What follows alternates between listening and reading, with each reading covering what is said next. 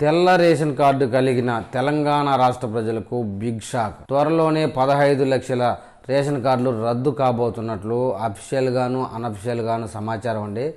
ఇక అసలు విషయంలోకి వెళ్తే సీఎం రేవంత్ రెడ్డి సర్కార్ రాష్ట్ర ప్రజలకు బిగ్ షాక్ ఇచ్చిందని చెప్తున్నారు. పేదలకు వరం లాంటి రేషన్ కార్డును త్వరలోనే రద్దు చేయనున్నట్లు తెలుస్తుంది.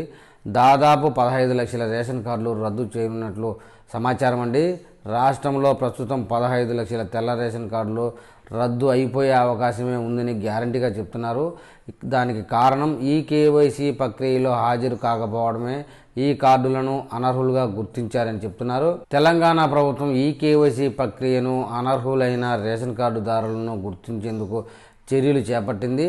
ఇందులో భాగంగా బయోమెట్రిక్ నమోదు తప్పనిసరి చేశారండి. ఈ కేవైసీ ప్రక్రియ 6 నెలలుగా కొనసాగింది.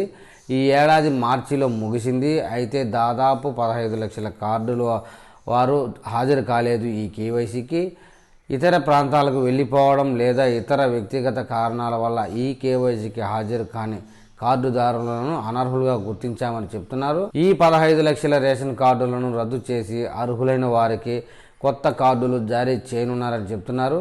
అక్టోబర్ నుంచి కొత్త రేషన్ కార్డులకు దరఖాస్తుల స్వీకరణ ప్రక్రియను ప్రారంభించనున్నట్లు చెప్తున్నారు.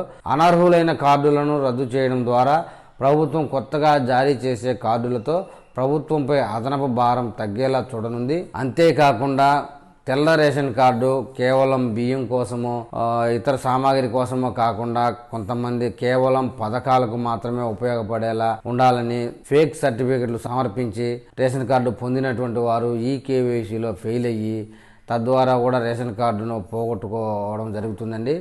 అన్నీ కలిపి 15 లక్షల పై మాటే అని చెప్తున్నారు. మరి ఈ విషయమై తెలంగాణ ప్రజలు ఏమని కామెంట్ చేస్తారో చూద్దాం.